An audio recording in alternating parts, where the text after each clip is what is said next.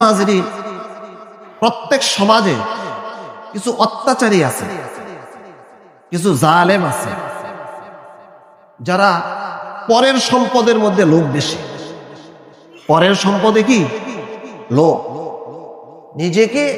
নিজে যতটুকু পাইছে ততটুকু সন্তুষ্ট না, নিজে ভালো আছে তারপরও পরের পরে কি শুধু লোভ। একই বাবার ঘরে 5 সন্তান, সমান সমান পাইছে, তারপরও অন্য ভাইয়ের সম্পদের প্রতি লোভ, অন্য বোনের সম্পদের প্রতি লোভ। আর তাদের এই জুলুম, তাদের এই অত্যাচারে বোঝা যায় সে মরবে না। সে কিনা তার জুলুম, তার অত্যাচারের রূপরেখা বোঝা যায় সে মরবে না। সে 1000 বছর, লাখ বছর বেঁচে থাকবে, সে এগুলি খাইতে পারবে। ইতিহাস নাই যত বড় অত্যাচারী আর জালেম দুনিয়াতে আসছে, জবর করে, জবরদস্তি করে, দখল করে, নিজের প্রতাপ দিয়ে, ভুন্ডা পান্ডা সঙ্গ নিয়ে অন্যের অর্থ সম্পদ লুটপাট করছে, খাইছে। একটাও জালেম দুনিয়াতে থাকতে পারবেও না। কি ভাই, তুমি যে জুলুম করতেছ, অপরের সম্পদের প্রতি লোভ তুমি সামলাইতে পারতেছ না কেন? কেন তুমি কি মরবা না? দানবের মতো হয়ে গেছে, রাক্ষসের মতো হয়ে গেছে, দানব হয়ে গেছে। কোন দানব তো দুনিয়াতে টিকে থাকতে পারে না। রব্বে কারীমের দরবারে হাজারো লাখ কোটি শুকর যে রব্বে কারীম আমাদেরকে এই পর্যন্ত হায়াতের মতো নেয়ামত দান করে সুস্থতার সাথে তার ঘরে পবিত্র সালাতুল জুমআ আদায় করার জন্য আসার তৌফিক দান করেছেন। সে রব্বে কারীমের দরবারে শুকরিয়া তান বলি আলহামদুলিল্লাহ।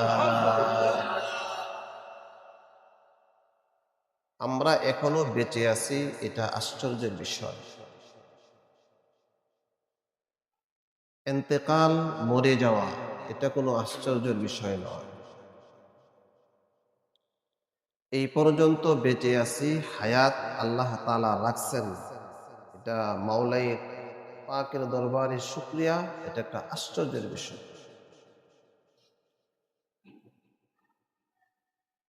আজকে যে ফজরের নামাজ গেছে, গতকালকের ফজরের নামাজ না, আজকে ফজর না, গতকাল ফজরের নামাজ। ফজরের নামাজের পরে সূরা ইয়াসিন তেলাওয়াত করতেছি। তো সূরা ইয়াসিন তেলাওয়াত করা অবস্থায় চোখ বন্ধ করে সূরা ইয়াসিন তেলাওয়াত করতেছি, দেখতেছি আমি নড়তেছি। আমি এরকম ভাবে একবার এই পাশ একবার, চোখ খুলে দেখি বাসার আলমারি, ড্রেসিং টেবিল দুইটা একসাথে টক্কর লাগে, মানে আওয়াজ হচ্ছে। তো গতকাল ফজরের পরে কিছুক্ষণ পরেই যে ভূমিকম্প হয়েছে, এটাও একেবারেই সচক্ষে দেখা। রব্বে কারীম আমাদেরকে বারবার সতর্ক করতেছেন, আমাদেরকে বারবার তানবীহ করতেছেন। আল্লাহ তাআলা আমাদেরকে সতর্ক করতেছেন, যারা মনে করো যে জমিন আমার, ক্ষমতা তোমাদের, এটা ভুল। জমিনও আমার, জমিনের মালিকও আমি, এখানে ক্ষমতাও চলবে আমার। ফালিল্লাহিল হামদু রব্বিস সামাওয়াতি ওয়া রব্বিল আরদি রব্বিল আলামিন। রব বলেন, সমস্ত প্রশংসা আমার, আসমানের মালিকও আমি, জমিনের মালিকও আমি। আসমান আর জমিন বলে আল্লাহ তাআলা আমাদেরকে বুঝাইতেছেন তামাম জাহানের মালিক আমি, রব্বিল আলামিন। ওয়ালাহুল কিবরিয়াউ ফিস সামাওয়াতি ওয়াল আরদ, ওয়ালাহুল কিবরিয়াউ ফিস সামাওয়াতি ওয়াল আরদ। আসমানের দাপটও আমার, জমিনের দাপটও আমার। আসমানেও প্রভাব চলবে আমার, জমিনেও প্রভাব চলবে আমার। এই যে কিবিরিয়া, দাপট, অহংকার, এটা আল্লাহ তাআলার বিশেষ গুণ। অহংকার আর দাপট কেবলমাত্র আল্লাহ তাআলার জন্যই মানায়। দাপট, দাপটশীল আল্লাহ তাআলা। নিজের দাপ আর প্রভাব আর প্রতিপত্তি এগুলি বান্দার জন্য মানায় না। এগুলি হলো আল্লাহ তাআলার সিফত, আল্লাহ তাআলার গুণ, আল্লাহ তাআলার জন্য মানায়। মুহতারাম হাজিরিন, প্রতিদিন 5 ওয়াক্ত নামাজের আজান হচ্ছে। আজানের প্রথম শব্দই বলা হচ্ছে আল্লাহু আকবার, আল্লাহু আকবার, আল্লাহু আকবার, আল্লাহু আকবার, 4 বার। এই আজানের শেষে আবারও বলতেছে আল্লাহু আকবার, আল্লাহু আকবার। কতবার? এই 6 বার আল্লাহ তাআলার এই কথাগুলি আমাদেরকে দিয়ে আওয়াজ দিচ্ছেন আল্লাহু আকবার। আল্লাহ সবচেয়ে বড়। আল্লাহ নিজে বলেন আমি সবচেয়ে বড়। আমি যেহেতু বড়, আমার হুকুম বড়। আমি বড়, আমার ক্ষমতাও বড়। কিন্তু প্রতিদিন এতবার আল্লাহু আকবার, আল্লাহু আকবার, আল্লাহ সবচেয়ে বড়। হাইয়া আলাস সালাহ, আসো সালাতের দিকে। হাইয়া আলাল ফালাহ, আসো কামিয়াবির দিকে, সফলতার দিকে। খুব কম সংখ্যক মানুষই আসে, বেশিরভাগই এই ডাকে সাড়া দেয় না। বেশিরভাগ মানুষ বনি আদম আল্লাহ তাআলার দাপট, আল্লাহ তাআলার ক্ষমতার বিষয়ে গাফেল হয়েছে। এই জন্যই আল্লাহ তাআলা মাঝে মাঝে কিঞ্চিত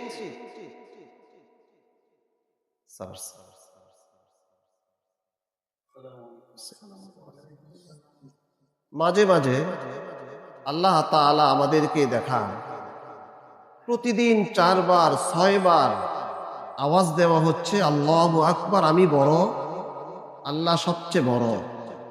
তারপরও মানুষ এই কথায় সাড়া দেয় না, কামিয়াবি সফলতার দিকে আসে না, আল্লাহ তাআলার দিকে আসে না। 20-25 সেকেন্ডের নাড়ায়, 20-25 সেকেন্ডের একটা নড়াচড়ায়, ধাক্কায় হাজার হাজার লাখ লাখ মানুষ যে যে অবস্থায় আছে, যে কাপড়ে আছে, যে হালতে আছে, সব কিছু ফেলে দিয়ে বাসাবাড়ি ছেড়ে রাস্তায় নেমে আসছে। কত সেকেন্ডে তারা? 20-25 সেকেন্ড। অথচ প্রতিদিন 5 বার, প্রতি ওয়াক্তে 6 বার বলা হয় আল্লাহু আকবার, আল্লাহু আকবার। আমি বড়, আমার হুকুম বড়, আসো নামাজে আসো। আজকেও যে ফজরের নামাজ সব গুজারের সাথী ছাড়া কতজন সাথী হবে? জুমার নামাজে সাড়া দেওয়া যেমন জরুরি, ফজরের নামাজে সাড়া দেওয়া জরুরি। অথচ ঠিক ফজরের নামাজ যে সময়ে সারা দেশে ফজরের সালাত হচ্ছে, ওই সময়ও যদি 20-25 সেকেন্ডের একটা নাড়া আসতো, তো নামাজে না আসলেও যে যে কাপড় পরা অবস্থায় ঘুমায় আছে, ঘুম বাদ দিয়া, ছেলে সন্তান বাদ দিয়া রাইখা, নিজের ফিকির, নিজের চিন্তায় নিজেকে বাঁচানোর জন্য 10 তালা 8 তালা 6 তালা 3 তালা থেকে নেমে আসত। অথচ রব্বে করিম, যিনি সবকিছুর মালিক, ফালিল্লাহিল হামদ, ফালিল্লাহিল হামদ ওয়া রাব্বিস সামাওয়াতি ওয়া রাব্বিল আরদি ওয়া রাব্বিল আলামিন। মুহতারাম হাজিরিন, দাপট আর প্রতাপ অস্থায়ী। দাপট আর প্রতাপ কি? বান্দারা যে দাপট দেখায়, এগুলি অস্থায়ী। একেবারেই অস্থায়ী, ক্ষণস্থায়ী। আর যে সমস্ত মানুষের মধ্যে ভালো সিফতগুলো থাকে, ভালো গুণ থাকে, এগুলো স্থায়ী। প্রত্যেক সমাজে, প্রত্যেক মহল্লায় কিছু দাপটশীল, কিছু অহংকারী লোক থাকে, যারা তাদের দাপট নিয়ে চলতে চায়। কিছুদিন পরেই সে দুনিয়া থেকে চলে যায়, তার দাপটও চলে যায়, সে কবরে চলে যায়, রেখে যায় একটা জিনিস, শুধু তার সমালোচনা। এই দাপট দিয়া মানুষ জমি দখল করে, অর্থ কামাই করে, বিত্তশালী হতে চায়। এই দাপটের মাধ্যমে যে অর্থ, যে সম্পদ সে অর্জন করে, সে এগুলি খাইতে পারে না, তার সন্তানরাও ভোগ করতে পারে না। কুকুর আর বিলাইয়ের পেটে এগুলি যায়। অথচ সে চিন্তাও করে না আমার কতটুকু প্রয়োজন, আমি যে আমার দাপট দিয়া অসহায়, নিরহ, এতিম, বেদবা, গরিবের হকগুলি আমি আত্মসাৎ করতেছি, এগুলি কি আমি খাইতে পারবো, বা আমি এগুলি কি নিয়ে যাইতে পারবো? এতটুকু চিন্তা কি নাই। রব্বে কারীম বলেন, ইন্নাল্লাযীনা ইয়াকুলুনা আমওয়ালাল ইয়াতামা যুলমান ইন্নামা ইয়াকুলুনা ফী বুতুনিহিম নারা। রব বলেন, শোনো, যারা এতিম, অসহায়, বিধবা, নিরহ মানুষের জমি, অর্থ সম্পদ জোর করে দখল করো, তো তুমি এই জমি আর অর্থ দখল করলা না, তুমি তোমার পেটের মধ্যে আগুন খাইলা, আগুন ঢুকাইলা। পৃথিবীতে এমন কোনো মানুষ নাই যে আগুন থেকে বাঁচতে চায় না। পাগল, তার উপরে নামাজ ফরজ না, সে গায়রে মুকাল্লাফ। কিন্তু পাগল যে যত বড় পাগলই হোক, তারপরও সে দুইটা জিনিস চিনে। কয়টা জিনিস চিনে? পানি আর আগুন। পানি আর আগুন। কোন পাগল দেখবেন না সে আগুনে ঝাঁপ দিছে, সে জানে এখানে ঝাঁপ দিলে সে পুড়ে যাবে। কোন পাগল দেখবেন না সে পানিতে ঝাঁপ দিছে, সে জানে এখানে ঝাঁপ দিলে সে মারা যাবে।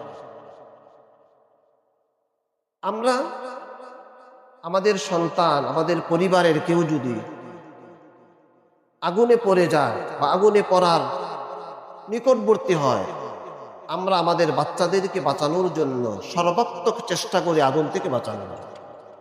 এটা হলো দুনিয়ার আগুন। কিসের আগুন?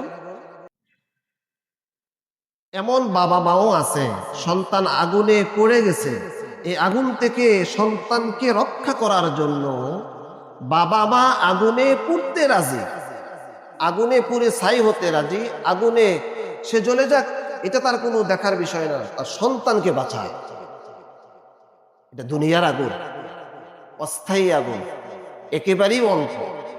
এই আগুন আখিরাতের জাহান্নামের আগুনের তুলনায় কিছুই না।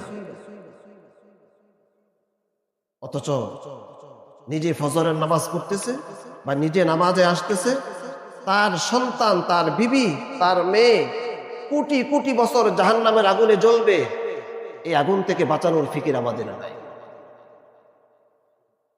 চিরস্থায়ী আগুন থেকে বাঁচানোর ফিকির কি নাই। দুনিয়ার আগুন সাধারণ আগুন, আর জাহান্নামের আগুন এটা লাল হয়ে গেছে, লাল হয়ে কালা হয়ে গেছে, কালো হয়ে এটা হলদে বর্ণ হয়ে গেছে। হাজার হাজার লক্ষ লক্ষ বছরে আগুনকে জ্বালানো হচ্ছে বেনামাজিদেরকে আগুনে জ্বালানোর জন্য। কিন্তু অধিকাংশ পিতামাতারা একেবারেই গাফেল, চিরস্থায়ী জাহান্নামের আগুন থেকে বাঁচানোর জন্য শুধু নিজে বাঁচে। অথচ আল্লাহ তাআলা বলে, নিজেও বাঁচো, অপরকে বাঁচো। তো বলতেছিলাম যে এতিম, অসহায়, নিরহ, অসহায় মানুষের সম্পদ ভোগ করা মানে নিজের পেটে আগুন খাওয়া, নিজের পেটে সে আগুন ঢুকান। তারা হাজিরিন, কেউ কি আগুন খায়? অথচ আল্লাহ তাআলা বলেন তুমি অপরের সম্পদ 1 টাকা খাইলা, পেটের ভিতরে নিলা, তো কি খাইলা? আগুন, আগুন খাইলা। ওয়াসায়াসলাউনা সাঈরা। মুহতারাম হাজিরিন, প্রত্যেক সমাজে কিছু অত্যাচারী আছে, কিছু জালেম আছে, যারা পরের সম্পদের মধ্যে লোভ বেশি। পরের সম্পদে কি লোভ, নিজে যতটুকু পাইছে ততটুকু সন্তুষ্ট না, নিজে ভালো আছে তারপরও পরের উপরে কি শুধু লোভ। একই বাবার ঘরে 5 সন্তান, সমান সমান পাইছে, তারপরও অন্য ভাইয়ের সম্পদের প্রতি লোভ, অন্য বোনের সম্পদের প্রতি লোভ। আর তাদের এই জুলুম, তাদের এই অত্যাচারে বোঝা যায় সে মরবে না। সে কিনা তার জুলুম, তার অত্যাচারের রূপরেখা বোঝা যায় সে মরবে না। সে 1000 বছর, লাখ বছর বেঁচে থাকবে, সে এগুলি খাইতে পারে। ইতিহাস নাই যত বড় অত্যাচারী আর জালেম দুনিয়াতে আসছে, জবর করে, জবরদস্তি করে, দখল করে, নিজের প্রতাপ দিয়ে, ঢুন্ডা পান্ডা সঙ্গ নিয়ে অন্যের অর্থ সম্পদ লুটপাট করছে, খাইছে। একটাও জালেম দুনিয়াতে থাকতে পারে না, পারবেও না। কি ভাই, তুমি যে জুলুম করতেছ, অপরের সম্পদের প্রতি লোভ তুমি সামলাইতে পারতেছ না কেন?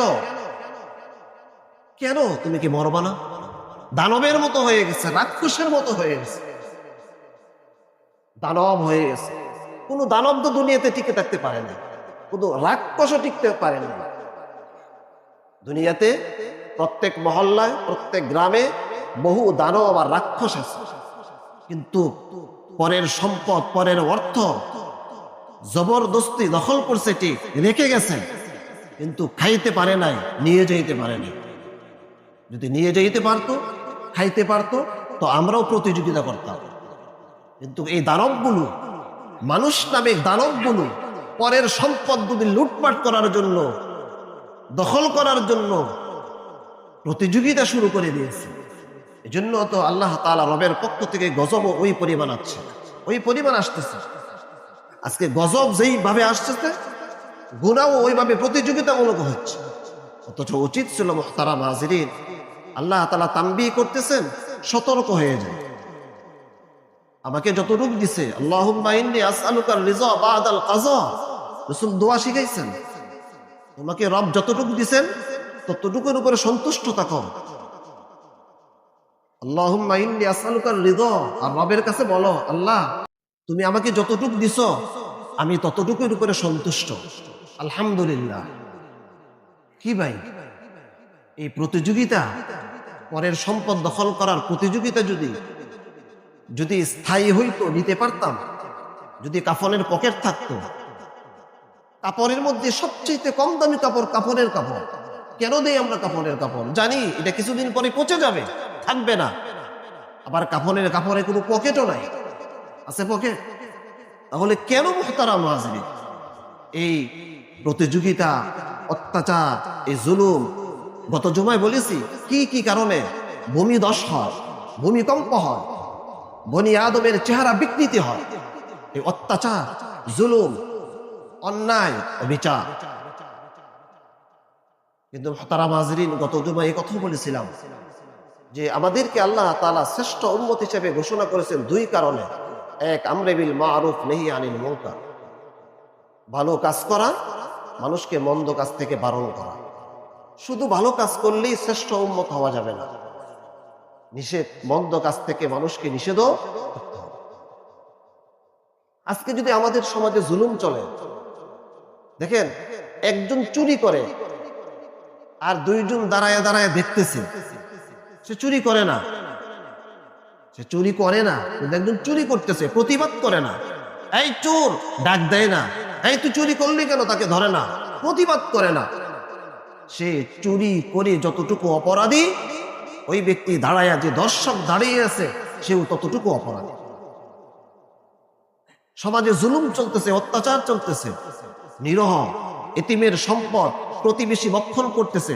আমি আর আপনি যদি নীরব দর্শক নীরব দর্শক হিসেবে দাঁড়িয়ে থাকি, তাহলে ওই এতিম অসহায় মজলুমের সম্পদ যে বক্ষণ করতেছে, দখল করতেছে, সে যতটুকু অপরাধী, আমি আর আপনি নীরব ভূমিকা পালন করেও রব্বে কারিমের কাছে ততটুকু অপরাধী।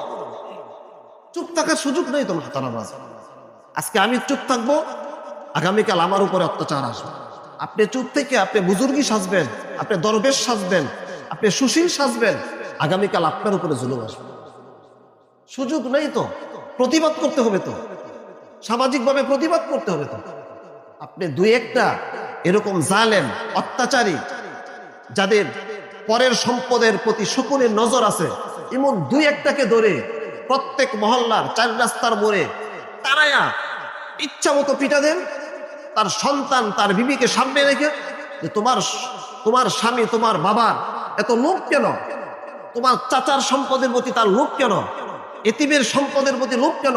ওই বিধবা মহিলার প্রতি লোভ কেন?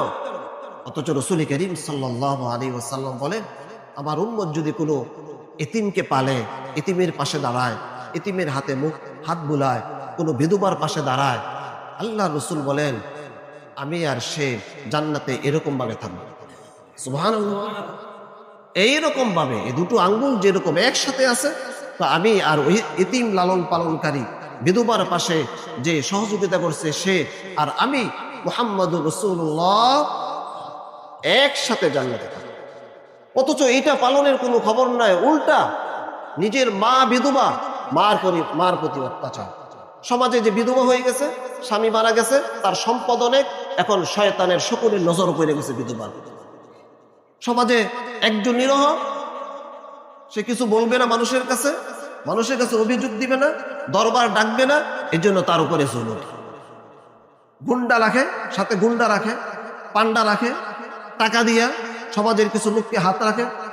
তারা মাজিরিন, কথা স্পষ্ট যে গুন্ডাগুলি তুমি টাকা দিয়া লালন পালন করতেছ, যে সান্ডা পান্ডা নিয়ে তুমি আরেক ভাইয়ের প্রতি জুলুম করতেছ, একদিন 2 দিন 3 দিন পর সে গুন্ডাই তোমার গলার উপরে চলে যাবে। সমাজের যেই কিছু লোভী মানুষ নেতৃত্ব দিতে যাইয়া কিছু টাকা খাইয়া জালেমের পক্ষপাতিত্ব করে, সে চামচামি নেয় তার কাছ থেকে, তেল নেয়, তেলবাজির অভ্যাস আছে, কিছু টাকা পায় আর জালেমের পক্ষপাতিত্ব করে। আরেকজন মজলুমকে বলে আচ্ছা চুপ থাকো না, আরে ভাই দেখবো না, চুপ থাকো না। এইভাবে করতে করতে জালেমের পক্ষপাতিত্ব করে, সে টাকা পায়। আল্লাহর ঘরে বসে বলতেছে, তারা মাঝেরিন, আল্লাহ তাআলার ঘরে বসে বলতেছি, আমার কথাগুলি রেকর্ড হচ্ছে। যতদিন স্যাটেলাইট থাকবে, এই দুনিয়া থাকবে, ততদিন পর্যন্ত কথাগুলি থাকবে। আপনি 50 বছর পরও চার্জ দিয়ে দেখতে পাবেন।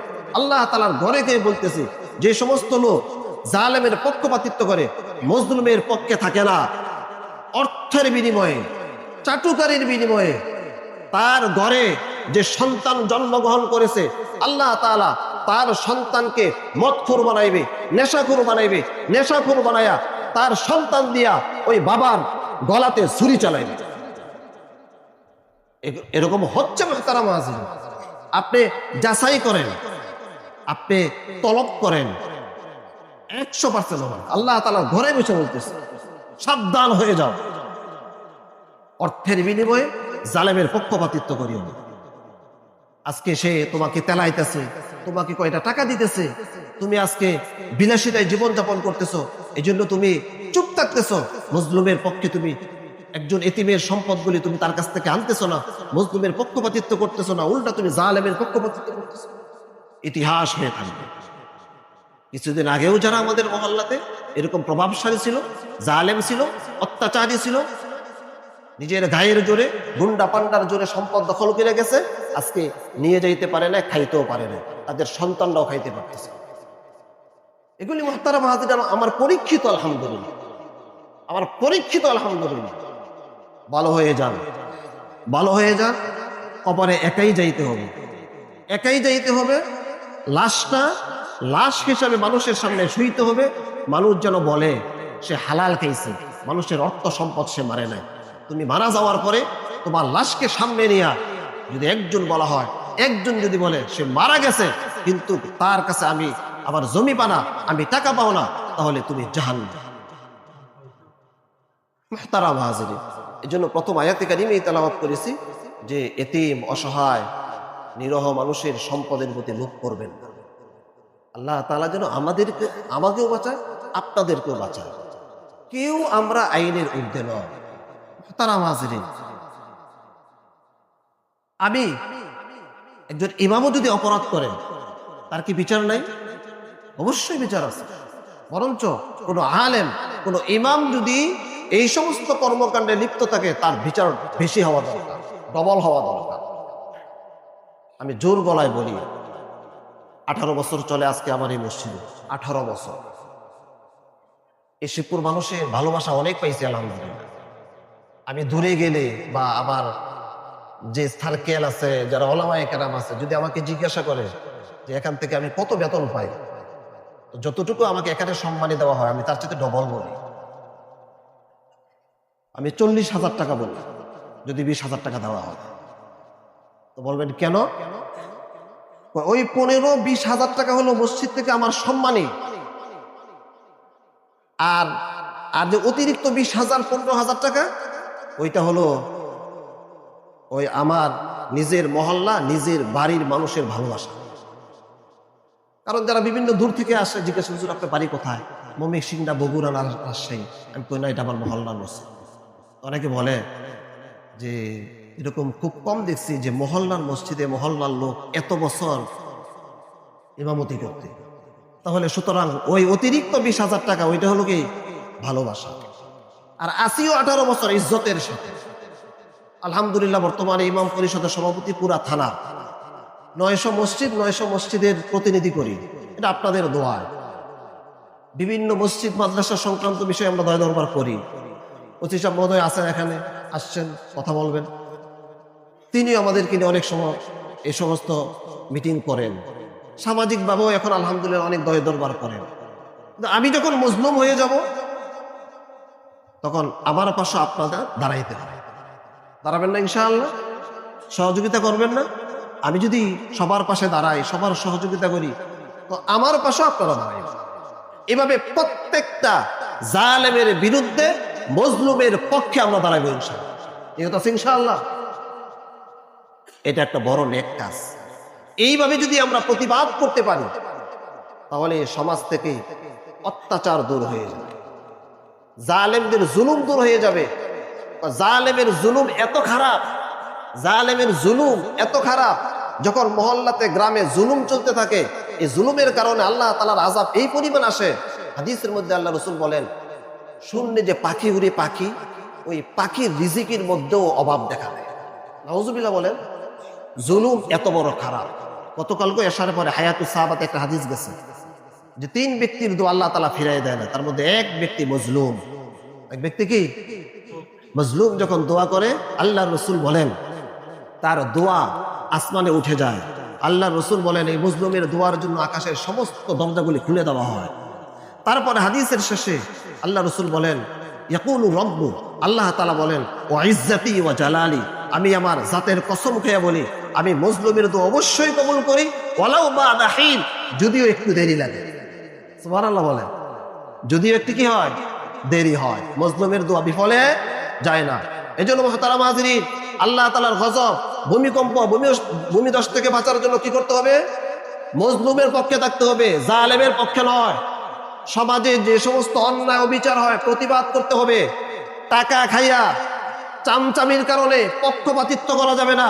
তুমি চিহ্নিত হয়ে যাইবা, 1000 বছর 100 বছর মানুষ তোমাকে ধিক্কারের সাথে স্মরণ করে। যারা অতীত জুলুমবাদ ছিল, জালেম ছিল, আজকেও তাদেরকে ধিক্কারের সাথে, নিন্দার সাথে, তিরস্কারের সাথে স্মরণ করে। তাদের কবরে প্রস্রাব হয়। মুহতারাম হাজিরিন, দিনের মোহাব্বত এটা আসল মোহাব্বত। আসুন আল্লাহ তাআলা আমাদেরকে যতটুকু দিয়েছে ততটুকুর উপর আমরা সন্তুষ্ট থাকি। আল্লাহুম্মা ইন্নী আসআলুকা রিদা বা'দাল কাযা।